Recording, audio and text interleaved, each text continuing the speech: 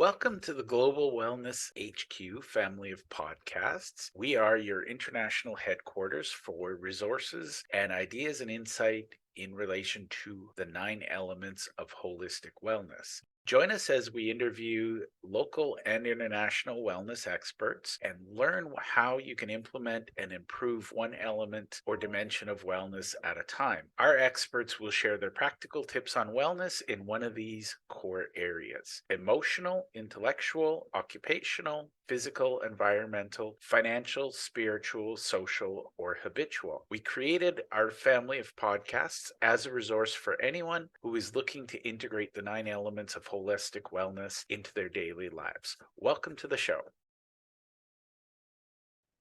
Hi, everyone. Welcome to the show. I'm excited. I have my new friend Josh Thomas with me. Josh, why don't you tell my audience, first of all, a little bit about you and what you do? And specifically, let's talk about what a fancy pants business consultant is. So the reason that I say that I put in my bio and my intro a self-proclaimed fancy pants consultant, and there's a big reason for that, and it's because of a lot of experience at networking meetings. Like if you ever want to end a conversation, if there's somebody that's coming up, hey, what do you do, and you don't really want to talk to them, tell them you're a consultant. That will pretty much end the conversation right there. They'll be like, oh, that's cool. Well, anyway, so I'm going to go back to the snack bar. I'm But going to go find the accountant. yeah, right. Oh, I'm an accountant. Oh, cool. Tell me about numbers and blah, blah, blah. Yeah. So, and so I just say, hey, I'm a fancy pants consultant. I'm owning the fact that you probably don't even know what that means. And so let's just self-deprecate just a little bit to take the pressure off. I actually don't own any fancy pants, but I should start. I feel like you should. Yes. Indeed. Love it. Yeah. So let's talk about who you work with. So you are a business consultant, and a self-proclaimed fancy pants one at that. Fancy. But you're more than that. So let's talk about your factor one. What exactly do you do there? Sure. So, just at a high level, one of the things that I know is a big focus for you is cash flow. And I've worked with more than 5,000 entrepreneurs over the last 15 years, some of them for an hour, some of them for 5 years, and a whole lot of in between. And what I've found is 99% of them have the same problem, but we're looking at other things that really aren't a problem yet. I'll give you an example. So somebody like, hey, I just can't find anybody to work. Can't find any good employees. Oh, the economy is in the toilet, and so it's just hard for everybody. Or, gosh, I've got a lot of competition. Or, hey, I get all my business through word of mouth and referrals, and it's just kind of dried up lately. Man, I'd love to work on my SOPs and my systems and work on my business, but gosh, I just got so many fires to go and put out. I hear that stuff all the time. But none of that stuff's actually the problem. Because the problem that almost every entrepreneur, especially if let's say that you sell a service, whether it be home services, professional services, you run an agency or something like that. The number one reason that people are struggling right now, if you're under $2 million, cash flow is the issue. Healthy sales and cash flow. If you have a bunch of problems in your business, but you have healthy sales and cash flow, you don't actually have a problem. You just have a misallocation of resources, and you can fix that like that. Because if you have enough cash in the door, you can solve just about any problem you're facing. If you don't have enough cash in the door, that's where the symptoms start kind of popping up. And what I mean by symptoms is, man, my left arm is really hurting, and you might think, well, okay, well, I must have done something. There's something wrong with my arm. Yeah. But what we don't realize is, pain in your left arm is the number one sign of a stroke. And so we have to go deeper than the symptom that's presenting itself. Oh, the economy. Oh, I can't find anybody to work. Oh, there's too much competition. Oh, I'm too busy putting out fires. Those are symptoms of a deeper problem, which is you're not bringing enough cash in the door. Once you bring enough cash in the door, that's really what any entrepreneur under $2 million should be focusing on. How do I bring as much cash in the door as possible so that I can reallocate those resources to start building and growing the systems so that I can scale past it? I love that. And I think, it's amazing how many times a day I have that exact conversation. Somebody wants to diagnose something in their business. And my first question is, what's your cash flow? And they're like, no, no, I don't want to talk about cash flow. I want to talk about my sales funnel, or I want to talk about my marketing collateral. And I'm like, no, no, no. Cash flow is the starting point for me anyways. So I'm gonna A ask man you some. after my own heart. We're like brothers from another mother's. Well, it's kind of like, okay, I'm going to ignore the fact that this patient has terminal cancer, and I want to sit here and talk about how we improve cholesterol. Who cares? If you can't fix the terminal cancer, the cholesterol doesn't matter. And by the way, if the cancer kills the patient, the cholesterol doesn't matter. So the key is the cholesterol doesn't matter until you deal with the cancer. It's a great analogy there, because we have a hard time as entrepreneurs because we're moving in a bunch of different directions. There's a bunch of shiny objects.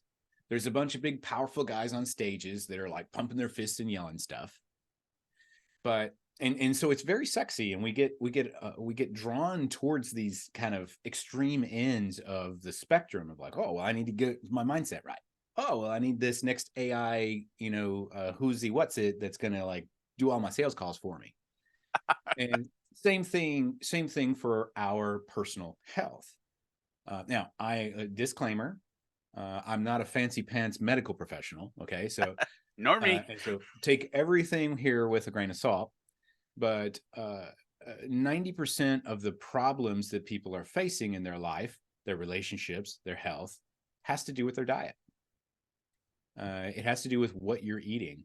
What are the inputs that you're putting into your body right now that are creating those outputs? And if we change our inputs, our outputs will change for the most part. Now, there are genetic disorders, there are terminal illnesses, things we can't avoid. But, if you've got chronic headaches, you probably aren't drinking enough water, and there's probably something in your diet that could be contributing to that. Change your inputs, and you have the best chance of changing your outputs. Same thing with business. What are the inputs that you're doing? What are the tasks that you are performing on a daily and weekly basis? What are the inputs that you are creating that can lead to the outputs that you want, which is more cash in the door? Are you doing the inputs that will create the outputs that you want? And if you're not, we got to start there. Change your diet and you'll be a healthier person. Change your business habits and you'll have a healthier business.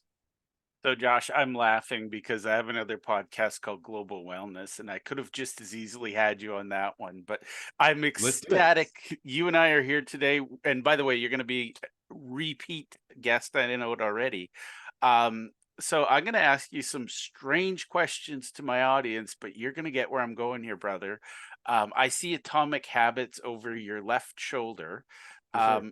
It is one of my top 12 must-read books, and yes, I have top 12 and I have a top 24. It's my number 2 must-read book, actually, in order, because I have habits and I have systems. Let's talk about the science of productivity, because I firmly believe that the activities, we can control activities, we can control attitude, we can't control anything else. So let's talk about the science of productivity. And I want your thoughts, because I know you shared this a little bit before we started recording, about how our human brains are wired naturally against our best interests, and how do we rewire ourselves to win anyways? Yeah, so I can go deep on that. First of all, for those of you who have not read Atomic Habits, Google motion versus action. And the first thing that shows up is going to be an article from James Clear. It's free. You don't even need to read the book. Read that article. It will change the way that you do business. Motion versus action. And I can talk about that later, but since you asked me a really deep question, I want to get into that. Yeah. But for anybody listening, motion versus action, it's a James Clear article. It's from his book. Read that. That's what you need to be doing with your life. Okay. And then, read the rest of the book. But that's, to me, the most important thing that I ever read. Yep. That article. I'm going to add the actual title because motion versus action is part of the subtitle. The actual title is The Mistake Smart People Make Being in Motion versus Taking Action. So I'm going to give that context and hang on, everyone, because Josh and I are about to go on a real fun journey. But I promise this is about cash flow. Right, Josh? It absolutely is. And so there's another book lower down on, or right here on my shelf, called Habits of a Happy Brain by Dr. Loretta Brunning. And Loretta spent 30 years observing the behavior patterns of monkeys and the science of it. And so here's the difference, just so you understand. We are monkeys with the exception of this thing in the front, our frontal cortex. And the frontal cortex of your brain, it allows you to have abstract thought. It allows you to understand the past and future, and it allows you to make decisions based on the kind of the whole information that you have around you. But monkeys, apes, most animals do not have a frontal cortex. Other than that, we are identical to apes, monkeys. Now that we understand that, we have the ability to make different decisions. All of their decisions are about survival. And there are a series of hormones that our brain secretes in order to encourage and facilitate our survival. And again, just as Jeff said, I promise you this has a lot to do with cash flow. Just stick with me, okay? Your brain has not had a firmware upgrade in hundreds of thousands of years. According to your brain, we still live in caves. We have to venture out into the prairie to get food, and the saber-toothed tiger is going to maul us at any minute. That's what our brain is thinking all the time. Now, what coping mechanisms did your brain develop in order to make sure that you were able to eat, that you were able to outrun the tiger, and that you were able to continue the species beyond just you? And so you didn't just die out. So there's 4 hormones that are in place to help you survive. And then there's a 5th one that I'll talk about in a minute. It's there to help you, but nobody likes it. Okay. So we've got dopamine, we've got serotonin, we got oxytocin, and we've got endorphins. And I'll go through what each of those does. Dopamine is a reward chemical. When you do something right, when you post something on your Instagram and somebody likes it, and you're like, ooh, somebody likes me, that gives you a dopamine hit. If you're a video gamer and you're playing a video game and you get to the next level and you're like, yes, that's dopamine. It's rewarding you for doing behavior that is going to enhance your chances of survival. Okay. So think about how do we go back to caveman days and like, oh, I got to go out and get some food. Cool. And I found out some berries. Yes, I can eat these berries and I don't die. Dopamine. Right? So that's dopamine. Serotonin is the community chemical. Okay. And so if you're wandering out in the prairie by yourself, your chances of survival are very low. Okay. You have no help. You're exposed. There are apex predators that will find you and maul you and eat you. Yeah, so you're somebody's lunch. You are somebody's lunch. But if you're traveling in packs, you're safer. And so whenever you find a group or a community, you feel that it's so great to find people who finally get me. That's serotonin. So you go in, you find a group, somebody tells a joke and you laugh. That's serotonin, right? You meet somebody on the street and you're like, dude, why aren't we hanging out? Me and Jeff, we just like immediately hit it off. That's serotonin. we're looking for our tribe because being in a tribe increases your chances of survival. Now, oxytocin is about the continuance of the species. Oxytocin is released when you have sex, when you are being intimate, or when you have a relationship with your partner, when you kiss, when you hug. That's oxytocin. That exists because it's trying to reward you for saying, hey, you got to procreate or eventually you're going to die and the species is going to go extinct. And then finally, endorphins is basically it is the closest thing to kind of morphine, if you will. If you're injured out in the field and tiger mauls your leg, it's going to send all of these kind of pain reducers so that you can hobble away and maybe survive. Right. And then the last chemical, the one that nobody likes, is called cortisol.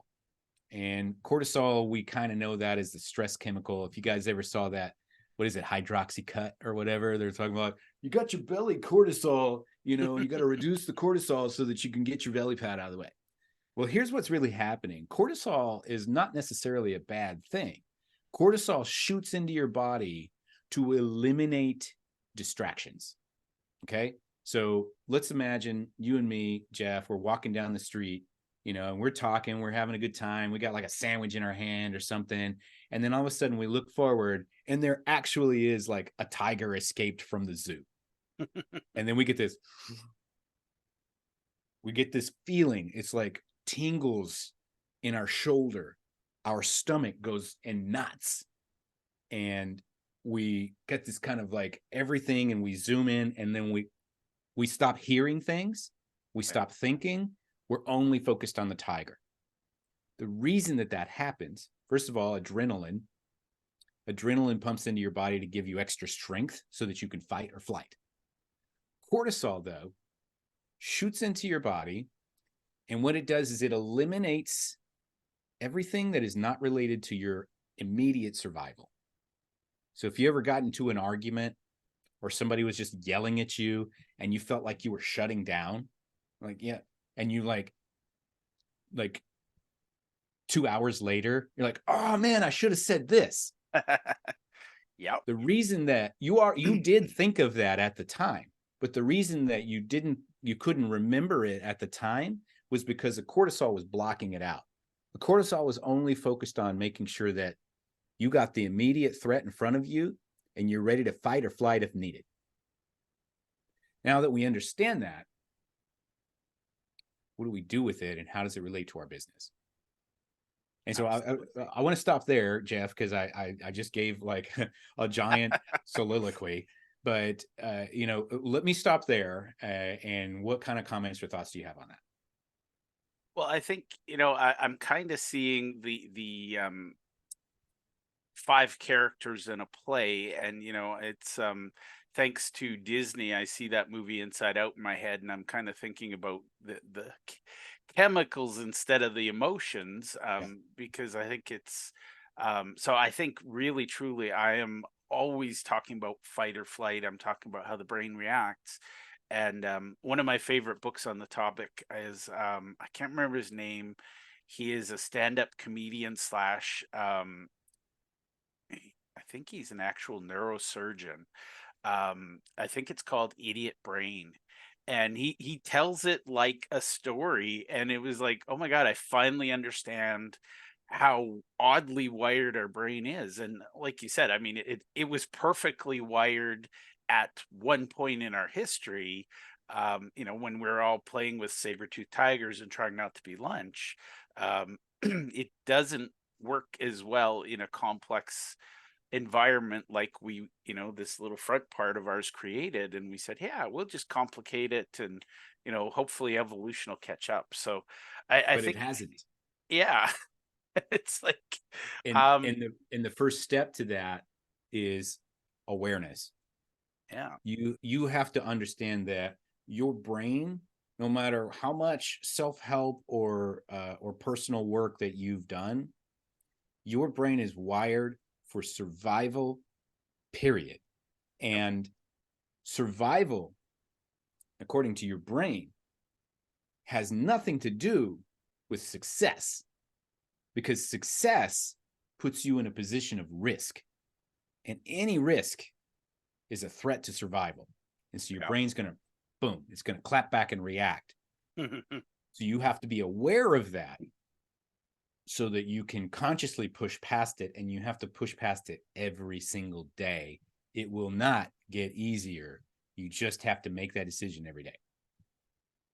I love that. And I think that's, a lot of people, I hear stuff about willpower. And honestly, I feel bad for people who think willpower is a solution, because we're battling hundreds of thousands of years of chemistry and, instinct. And I mean, literally, you can't fight the chemistry of the brain. If you fight it, you're going to lose every time. Is that a fair comment? You can not fight it. You can only understand it. Yeah. And harness it. Once you know that it's there, you can harness it. Here's an example. When you get into a situation and you're like, you freeze, I'm stressed, or you feel stress, or you feel fear, understand cortisol is pumping into your body right now, and it is making you dumb. There's a really cool exercise that my friend Adam Lyons does, where he'll have people do this quick recall, and he'll ask them these questions, easy questions like, okay, I want you to tell me whether or not an animal can swim. Okay, and I'll just do it with you. Can I do it with you real quick? Sure. All right. Okay, so I'm just gonna name an animal, and you're gonna say yes or no whether this animal can swim. Okay. Okay. You ready? Ready. Okay. And as fast as you can. Ready? Fish. Yes. Shark. Yes. Whale. Yes. Dog. No. Well, maybe. Okay. I've had dogs that can't. Okay, got it. Right. But So yes, now dog paddle, they can swim. Got it. they can swim, yes, but you wouldn't think about it, right? Yeah. Okay. So now we're going to do the same thing. Now that you kind of understand how it works, we're going to do it again. Right. And I want you to, it's just as fast as you can. Okay. Don't hesitate. Okay. You ready? Okay. Pterodactyl. No. Crane. Nope. Grackle. I don't think so. Okay. Those were all birds. Okay, there you go. Right. And so what happened there is it's not that you're dumb. You understood that those were all flying animals. Yeah. But what happened was, because we did that first exercise and you started feeling pressure, your body pumped cortisol in there. And all of a sudden it was telling you that a crane can't fly, a pterodactyl can't fly, and a grackle can't fly. A grackle is like the most common bird ever. I thought the question was, can they swim? There we go. Can they fly? See, I was so stressed. Right. Yeah. I didn't And you even hear missed that it. word. Right. You missed the instructions. And it's not that, and you're not a dumb guy, right? Because it's the point is, if Jeff is in a state of stress because of cortisol to where he didn't even understand the question I asked and he couldn't even answer it correctly, imagine what business decisions you're making when you're under that state of stress. Well, and the stress here is two friends talking, and Mhm. it's that art of like the little stopwatch. But yeah, I think that's the thing. A lot of entrepreneurs are, worrying about paying their vendors, they're worrying about this, they're worrying about, what am I going to get my kids for Christmas? Like there's 1,000 things. And I'm going to guess that all of that, and I'm well familiar with the effects of cortisol burnout. That's a big thing when it comes to entrepreneurs. Definitely. So that's the idea, right? And so how does this affect cash flow? If you're under a constant state of stress, as Jeff just demonstrated, you are not making the best decisions with your business and your life because you don't have access to all of the information. Jeff was focused on answering the question correctly so much that he didn't hear the question. And that's happening in your business every single day. You can't change how you behave when you're under stress. But what you can do is you can acknowledge and understand the stressful feeling. Remove yourself from decision making when you're under stress, because you will make bad decisions. That's why people overeat. That's why people cheat on their wives. That's why it's things they would never do in any other situation, but they're under stress. And so then they go and do something dumb to release the stress feeling. Yeah. The other Well, thing and is it's also, don't go to the grocery store and shop when you're hungry, because you're fighting chemicals, right? That's right. Yeah. I just finished a 3-day fast. And so we could have a whole nother episode on that, but I just literally, I had my first breakfast since Saturday. So, well done. But yeah, so the biggest thing that you can do to help your cash flow is recognize when you are stressed and remove yourself from any decision making when you're under stress. Even the small ones, I'm going to say. Even the small ones. And the best way you can remove yourself from the stress, you can't like take out the cortisol. You can only neutralize it. And so it's like venom. And in order to not die, you need an anti-venom. You can't really like suck it out of your arm like they say in the movies. You need an anti-venom to neutralize it, right? And so the best way to do that, dopamine, serotonin, oxytocin. So how do I get those chemicals into my body? Well, what are some things that you can do that are going to shoot dopamine into your body right away? Like, even if it's something as stupid, like, I'm going to go play Candy Crush and like, yay, I got to the next level. Boom, there's a shot of dopamine. That has a chance of reducing your cortisol. Then you can go back in. All right, I'm ready to make this decision. You're going to make a better decision once you've given it a few minutes, got a shot of dopamine. Now you can focus on what's best for you and your business. I love that. And, I think I'm going to say I love gamification almost as much as, well, maybe I love it more than habits. I can't decide, but I think habits and gamification, that builds that dopamine into the conversation, so that you're positively building your brain while you're getting things done. Is that a fair comment, or am I taking it on a different side? Yeah, that's one of the gamification is, basically doing things and getting immediate rewards for them. And one of the reasons that's so effective is because those rewards release dopamine, and dopamine neutralizes cortisol.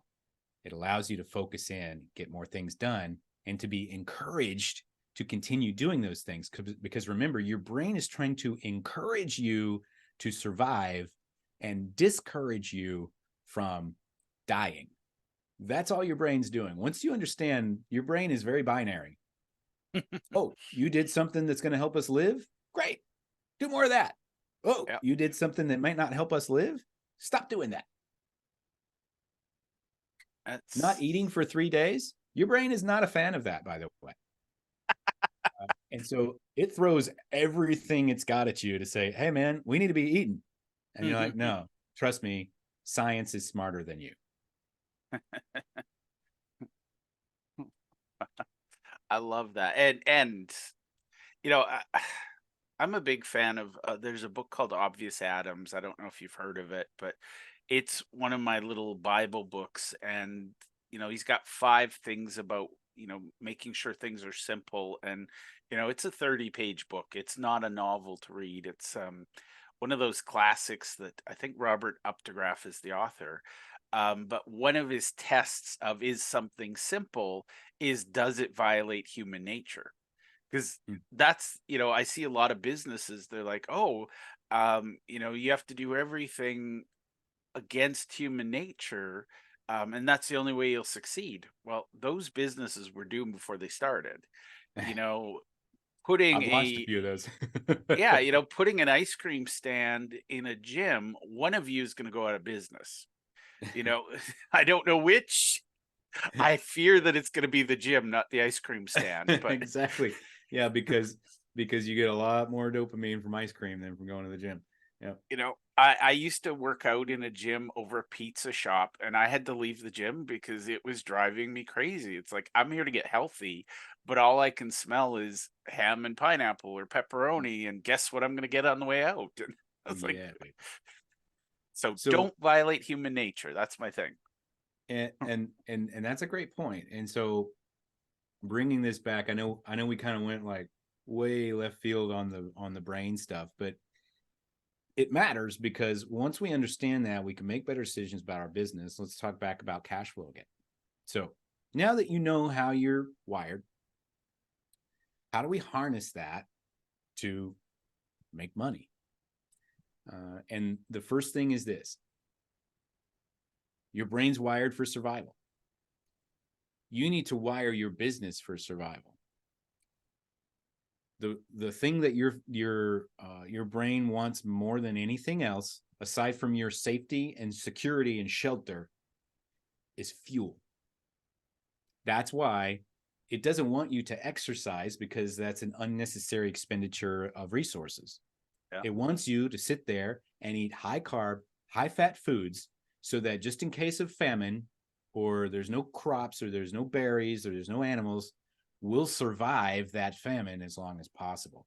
That's why you feel great when you eat French fries, because it's a lot of carbs and a lot of fat. Now, same thing with your business. It feels great for us to go into all this mindset stuff because, like, I feel powerful. That's another thing. We can talk about that another time. People want to feel powerful. That's serotonin, by the way. And then it's another thing to go and look for these shiny objects, like, oh, the next AI bot that's going to take all my sales calls and close my business for me so I can just sit back on the beach and, relax. That's dopamine. And so you're getting these reward chemicals for all this stuff, but it's distracting you. What you need is fuel.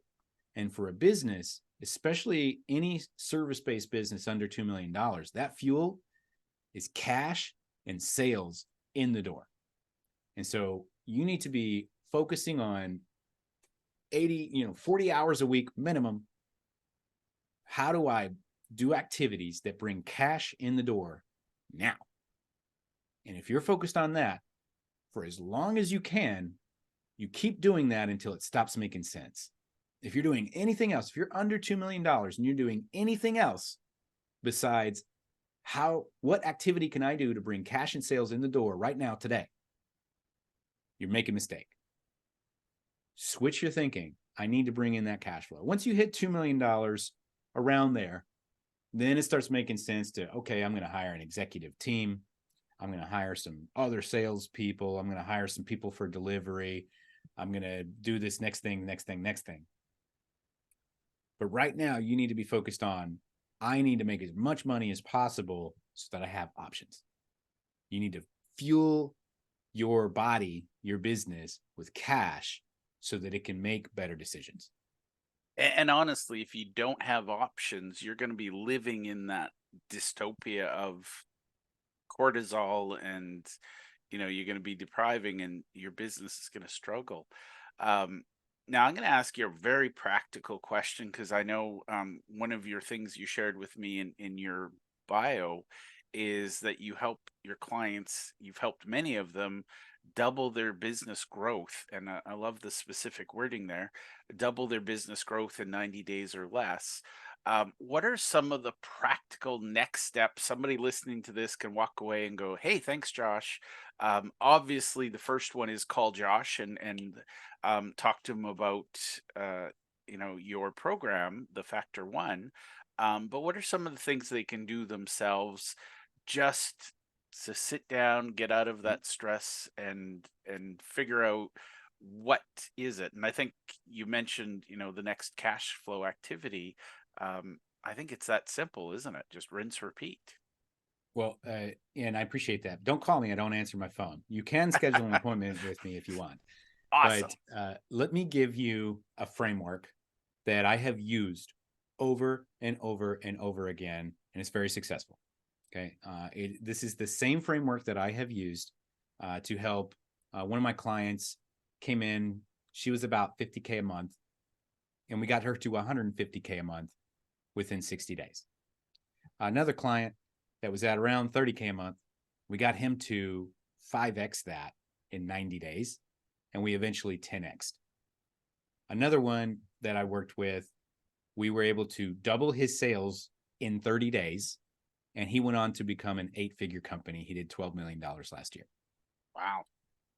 And what I'm about to share with you is not some like back alley, sales voodoo. It's the basics. Simple frameworks that you consistently implement over and over and over again to create the results.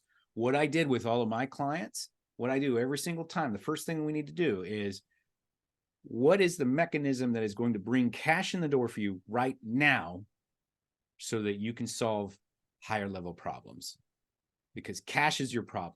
If I can solve your cash problem, if I can bring you quick cash on command, then we can go and build out core values and, company visions and all that cool stuff that makes us feel like we're doing something special.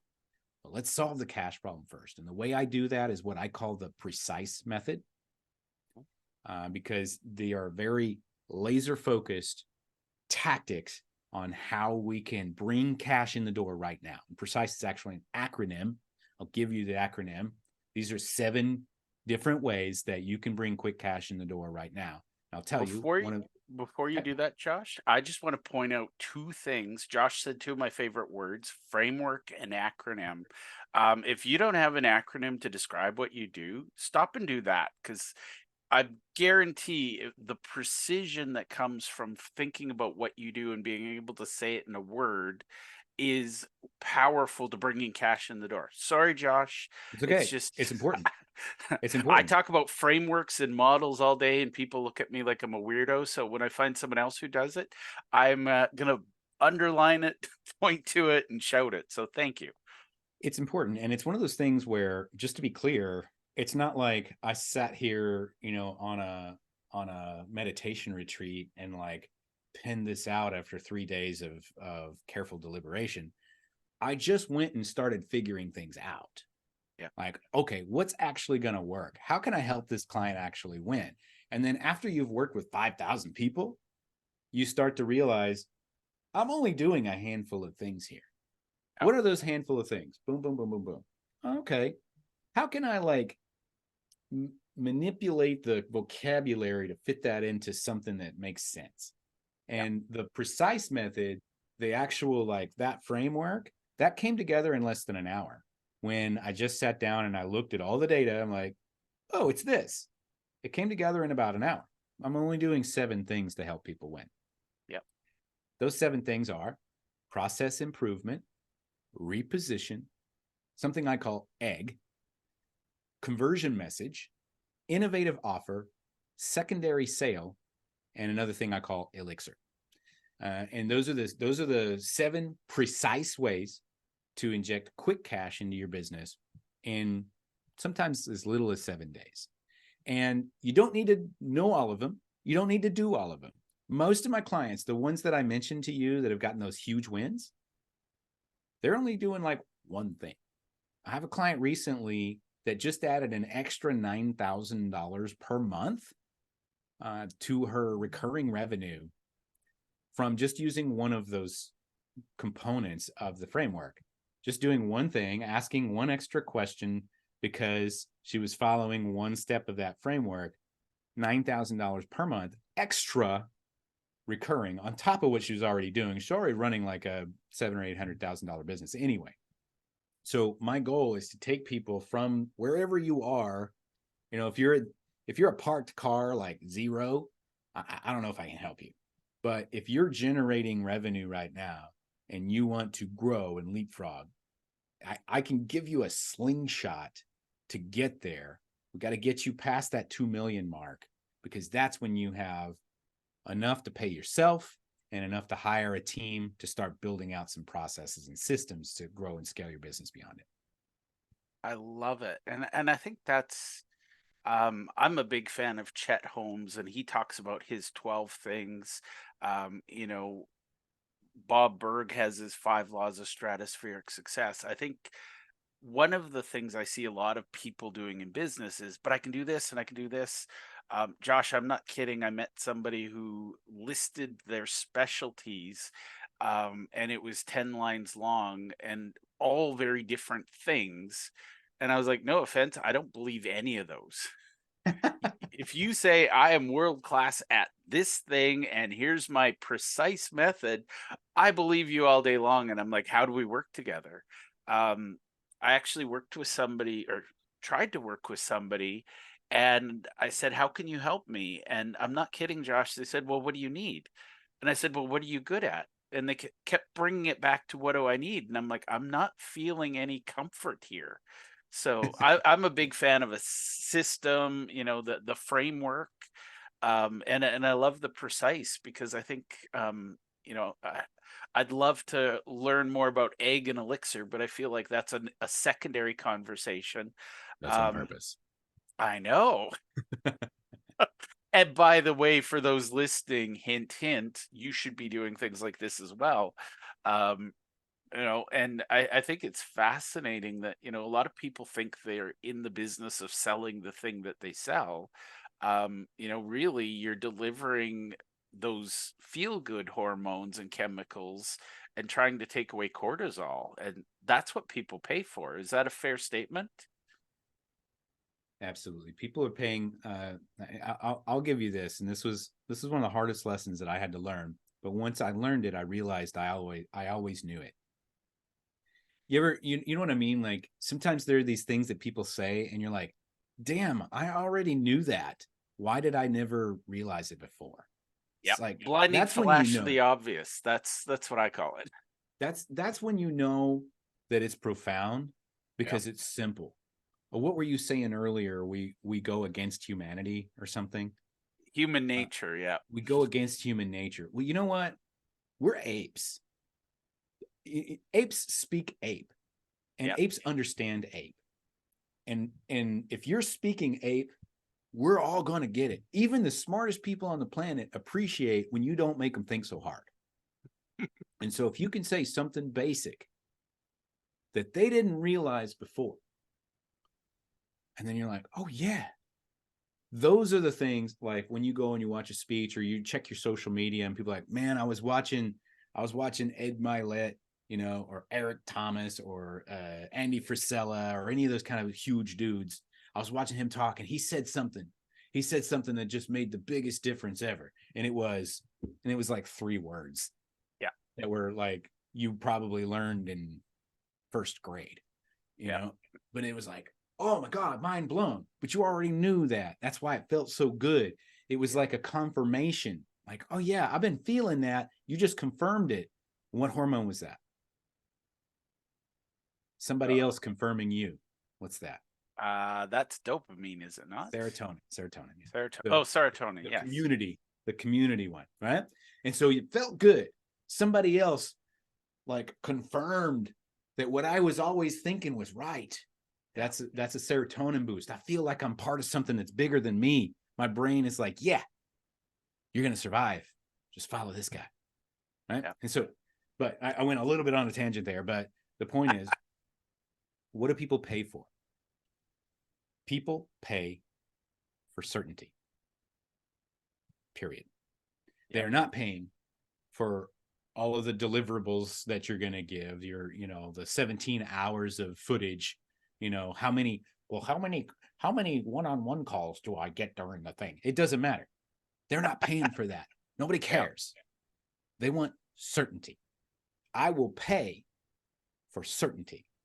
If I give you money, will you produce the outcome that I desire? Yes. Take my money. That's why we make decisions. If we're not certain that we're going to get the outcome, that's when we create hesitations and doubt, and we find ways to either say no or not now, because that's going to keep us in our survival zone.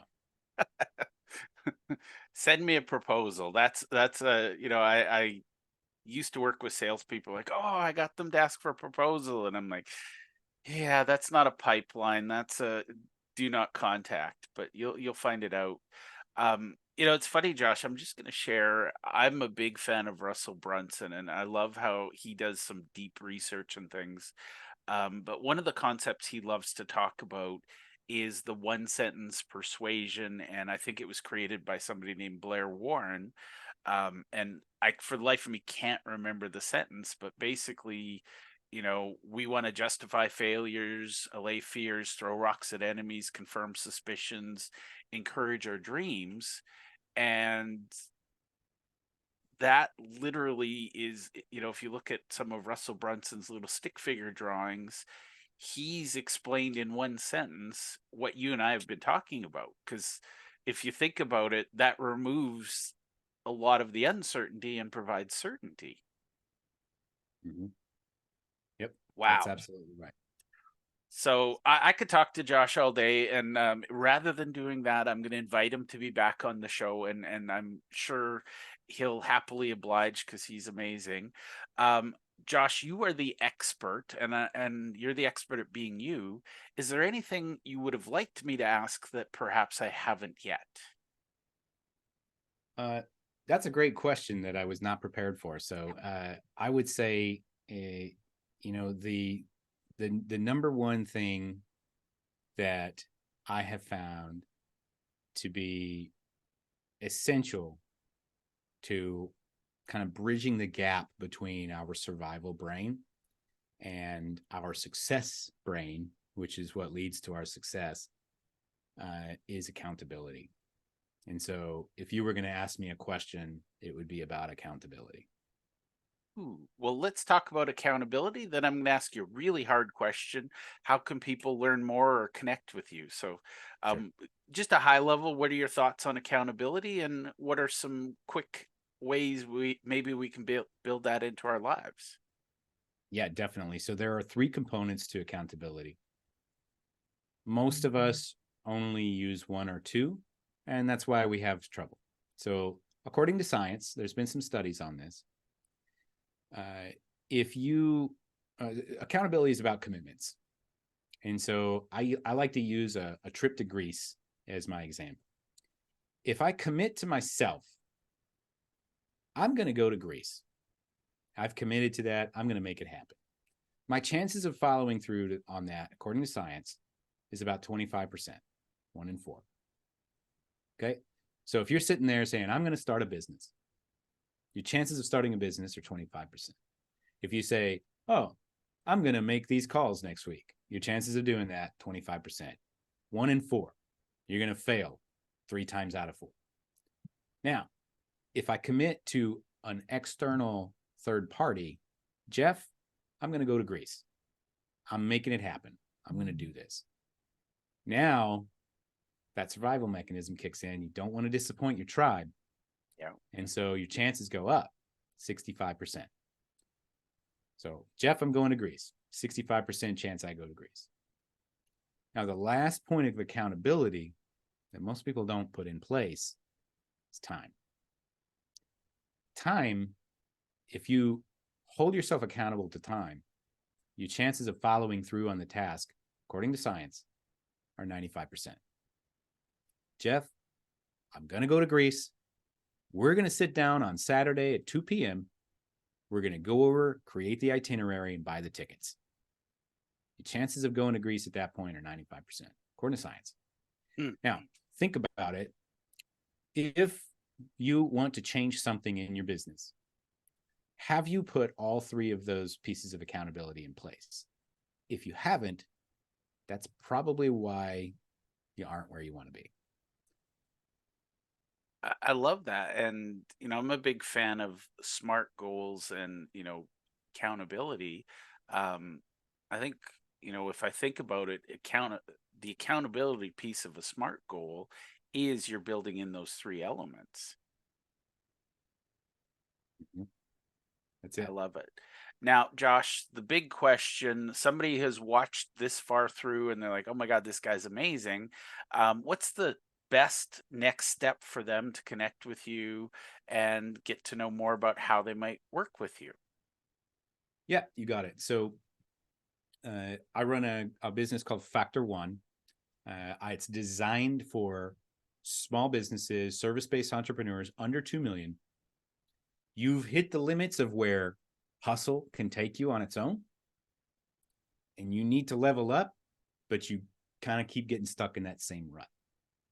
So what we do is I'm going to ask you a bunch of questions. We're going to put together some campaigns that are going to bring in quick cash on command so you can get out of that rut, gain some momentum, slingshot yourself over that wall so we can get you to the next level and beyond. So if that's something that sounds good to you and you're interested, you can learn more about it by going to iamfactor1.com. That's iamfactor1.com. There's a short 6-minute video you can watch to learn a little bit more about how we do it. And then you can click a link, book a call. You'll talk directly with me. I guarantee results in writing. So I have no incentive to be a pushy salesperson or anything. We're just going to have a frank, honest conversation, and I'll be straight up with you and say, hey, I think I can help you. Let's do this. Or, no, maybe now's not the right time. Here, do this instead, and we'll talk in a few months. Whatever makes the most sense. But if you're kind of feeling like, man, I need to get ahead and I can't afford to spin my wheels anymore, I can't afford to be in motion, I need to take action, let's have a conversation. iamfactor1.com. And I'll give you one more resource for free. This is, if you're not ready to talk, cool, no problem. Not everybody is. I have a free Facebook group. It's called Move the Needle. And I'm going to invite Jeff to join it and go in there and start contributing about cash flow. It's called Move the Needle. You can look that up, Move the Needle, and just request to join. I'll let you in, no problem. Or if you can't find it or whatever, you can message me on Facebook at JT Literally is my handle. So iamfactor1.com if you want to have a honest conversation about where you're at and see if I can help you fix it. You'll be talking directly with me, no salespeople or anything like that. Or if you're not ready for that, join the group, Move the Needle. If you can't find it on Facebook, you can just send me a DM at JT Literally on Facebook or Instagram. I love it. I love it. And we'll have those links in the show notes so people don't have to actually look.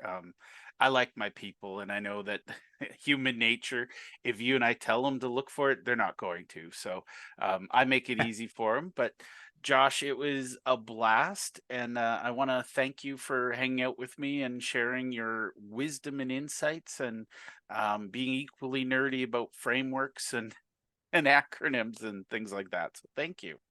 Absolutely.